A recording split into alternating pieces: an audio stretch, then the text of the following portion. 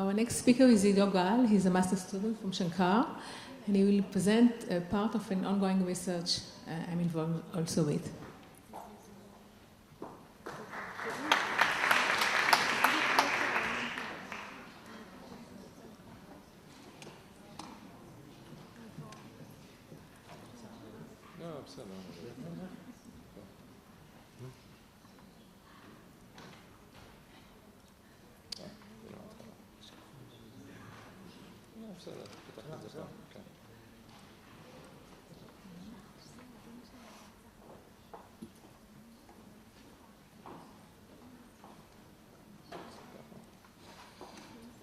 Okay, so I am Ido Gal. I would like to present to you what I'm doing for my master's final project. And this project is a part of an ongoing research conducted in collaboration with also Tel Aviv University and the University of Haifa. And the collaborators are Meir Levy and Ido Gal from Shankar. Excuse me. Meir Levy from Shankar, Ido Gal from the University of Haifa, Dov Teheni and Doron Kliger from Tel Aviv University, and Veret Noeli and Moran Shalev from Shankar. So, as I've said, my project is a part of an ongoing research which deals with how to facilitate knowledge sharing via social networks, and doing so around academic conferences. So, as we are here on this conference, people go to conferences in order to share knowledge and to look for new opportunities, both social-wise and research-wise. And knowledge sharing, continuous knowledge sharing around this conference all throughout the year can can enhance the results. So I'm dealing with getting into that, with how to visualize this conference, the conference history, and how does this visualization can increase the knowledge sharing. So my leading questions when I got to this project were, first, how to visualize the conference, and second, how does this visualization affect the engagement? Presumably, it should increase it. So I got onto the project, and I started to think of some kind of a framework that will enable us to do that. I wish to just give you a brief review of the tools that I used in order to do so. So a main component in doing so is using a reliable and easy to use data source. And I used the Microsoft Academic Graph, or the Microsoft Academic Knowledge API, that enables to get a lot of data kind of easily. You need some kind of processing power, processing engine. I use the SQL Server because it's very native to me, but it's not the best solution. And then there is the visualization part. In this case, the visualization part includes both a network and a dashboard. So the network part is covered by a software which is called Gephi, and then JavaScript library which is called Sigma.js, and Tableau.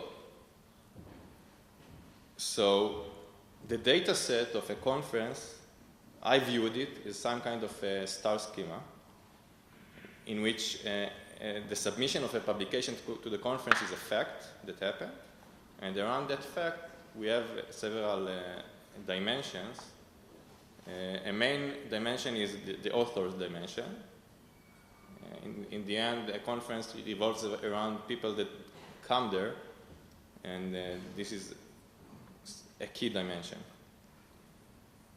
And out of this data set, what I decided that should be built is both a dashboard that will depict the history of the conference, and a graph. This graph should present the network of the authors. And how is this network constructed? By couplings between the authors. So what is this coupling? A coupling between two authors can form in two different ways. The first one is what's called bibliographic coupling. And this kind of coupling is created when two authors cite the same third authors. And as if they cite more authors together, the coupling is stronger. And a different kind of coupling, a more simpler coupling, is created when two authors just cite each other. And in order to present the graph in a more meaningful way, I used two types of dimensions. So the color dimension helped me to code the modularity. This modularity measure symbolizes communities. Those communities are just parts of the graph in which the authors inside them are highly linked. And the size dimension helped me to code the centrality of an author. This centrality just shows what will happen if this node will be removed from the graph, how many other nodes will it affect. And out of this framework, we currently have a case study, a prototype, about the CHASE workshop, cooperative and human aspects of software engineering. It's about 8 years, exists for 8 years. And this is the case study, the prototype. This is the graph view, in which it is possible to click on a researcher in order to show his links. This is my supervisor, so I chose her. And a researcher can just look on the nodes he's highly linked to, and then maybe look on their research too, and look into this research in a more detailed way. And there is also the dashboard, in which each view in this dashboard, it is kind of cluttered. I'm not a Tableau master, and I also have a pie chart here. Just helps to view those dimensions of the conference. For example, the keywords. Maybe it will give some kind of a meaningful insight to the researcher to know that the engineering keyword is the most used keyword in this conference.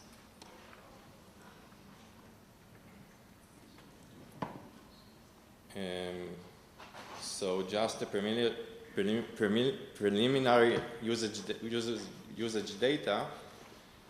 Out of around 40 participants of the conference, we got around 100 unique users and sessions. That's not a lot, but it is some kind of an interactivity. And the researchers also got back to the site after some time. And the prospect of this work is in the forthcoming RE, the Requirements and Engineering Conference. We plan to visualize this conference and to show how did it evolve over the past 25 years. And that's it. Thank you.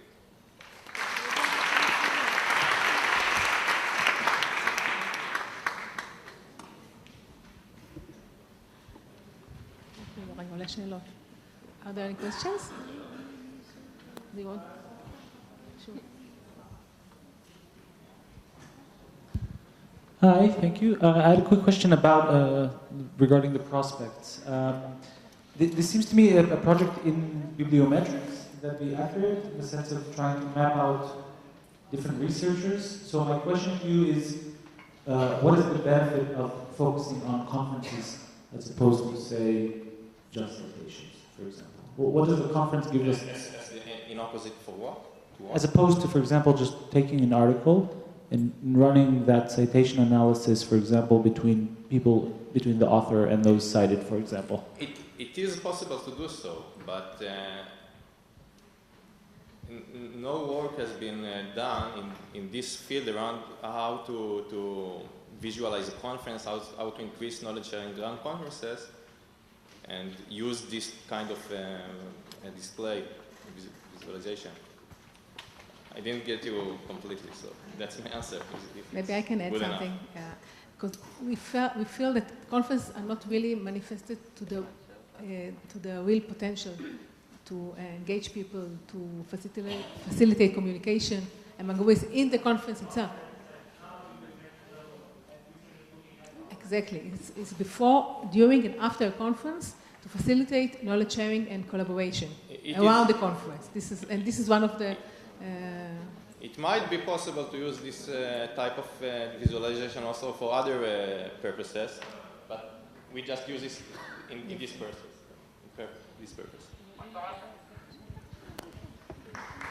Thank you.